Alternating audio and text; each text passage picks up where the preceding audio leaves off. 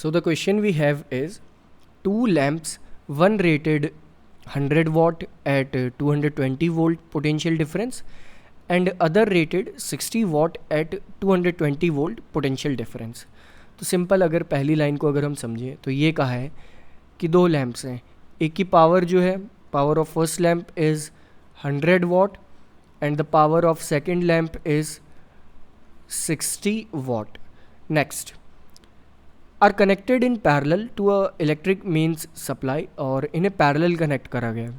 Parallel हमें पता है कि जब कभी भी पैरेलल किसी भी सर्किट में कोई भी एक तरह से रजिस्टर्स को कनेक्ट करा जाता है, क्योंकि ये रजिस्टर का तो काम करेंगे ही लैंप्स, क्योंकि हीट जनरेट करेंगे. तो किसी भी एक अप्लायंस को जब भी पैरेलल कनेक्ट किया जाता है तो वहाँ पर कांस्टेंट कौन होता है? वहाँ पर कांस्टेंट होता है, लाइक आपने प्रीवियस क्वेश्चन में भी देखा था, पोटेंशियल डिफरेंस. पोटेंशियल डिफरेंस कौन वहाँ पर कांस्टेंट होगा, तो पोटेंशियल डिफरेंस के अकॉर्डिंग ही हम यहाँ पर फॉर्मूला लिखेंगे. तो ये आ जाएगा हमारा फॉर्मूला पावर का, दैट इज़ पावर इक्वल होगी यहाँ पर v² डिवाइडेड बाय r. अब हमें इन दोनों जो लैम्प्स हैं इनका रेजिस्टेंस नहीं पता, लाइक R1 हमें नहीं पता, R2 हमें नहीं पता, लेकिन पता क्या है, एक और चीज़ हमें पता है यहाँ पर, पोटेंशियल डिफरेंस. इसके लिए भी 220 वोल्ट है, इसके लिए भी 220 वोल्ट है. तो यहाँ से हम R1 और R2 कैलकुलेट कर लेंगे पावर का ये वाला फॉर्मूला यूज़ करके, दैट इज़ जो हमारे पास है power equal v² by r. और आपने QY पर कॉम्बिनेशन से सारे फॉर्मूले सीख ही लिए थे, तो इसके अकॉर्डिंग जब हम लिखेंगे इसे तो रेजिस्टेंस इक्वल आ जाएगा यहाँ से v² अपॉन p के. तो रेजिस्टेंस यहाँ से R1 इक्वल आएगा, दैट इज़ 220 का स्क्वायर डिवाइडेड बाय पावर जो कि है यहाँ पर 100. और जब हम इसे सॉल्व करेंगे ये आ जाएगा 484, दैट इज़ 484 ओम.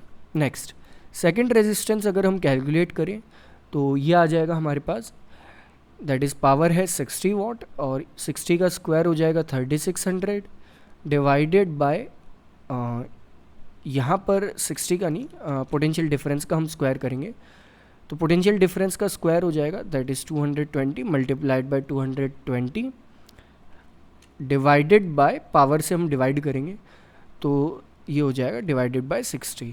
और जब आप इसे सॉल्व करेंगे तो ये इक्वल आएगा, दैट इज़ 806.67 ओम के.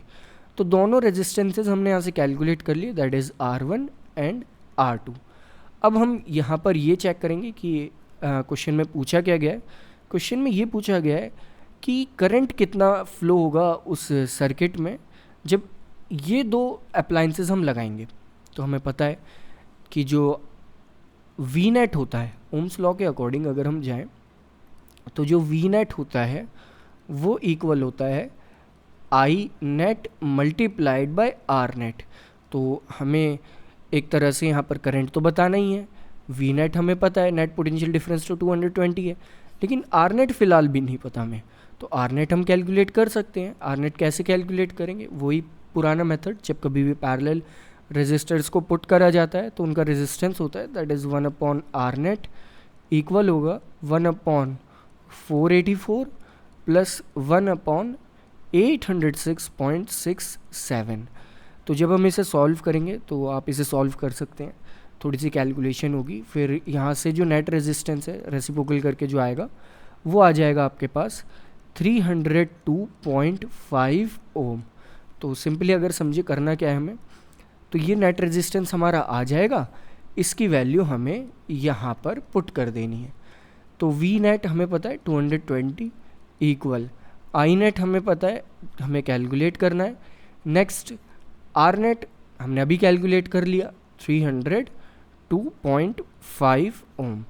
तो आई यहाँ से इक्वल आ जाएगा, that is 220 divided by 302.5, that is electric current हमारे पास होगा 0.72 एम्पियर.